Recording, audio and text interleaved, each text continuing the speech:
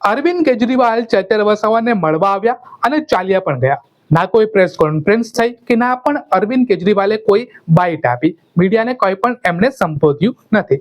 હવે આ અરવિંદ કેજરીવાલ ચેતર વસાવાને મળવા આવવાના હતા એ મોટા ભાગના લોકોને ખબર જ નથી.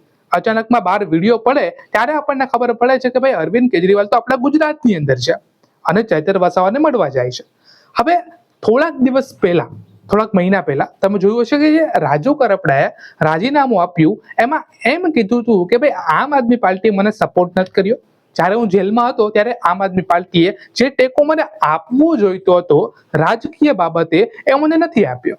એટલે કે આ કેસમાં ચેતર વસાવાના કેસમાં એવું ના થાય એટલા માટે અરવિંદ કેજરીવાલ તેમને મળવા આવ્યા અને આમ આદમી પાર્ટી બને એટલી પૂરી કોશિશ કરે છે કે ચેતર વસાવા આમ આદમી પાર્ટી મૂકી અને બીજે ક્યાંય ના જાય.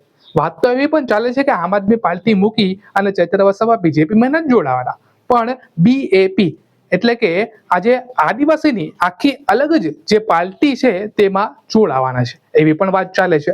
એટલે કે અત્યારે આમ આદમી પાર્ટી જે છે તે પૂરી કોશિશ કરે છે કે જે પણ ટેકો ચેતર વસાવાને આપવો જોઈએ તે આપણે આપીએ. કેમ કે ચેતર વસાવાની વાત કરીએ તો એક આદિવાસીના લીડર, મોટા એક નેતા તરીકે તેઓ માનવામાં આવે છે. મનસુખ વસાવા છે પણ એનાથી પણ ઉચલું જો કોઈ સ્તર માનવામાં આવે તો તે ચેતર વસાવાનું છે.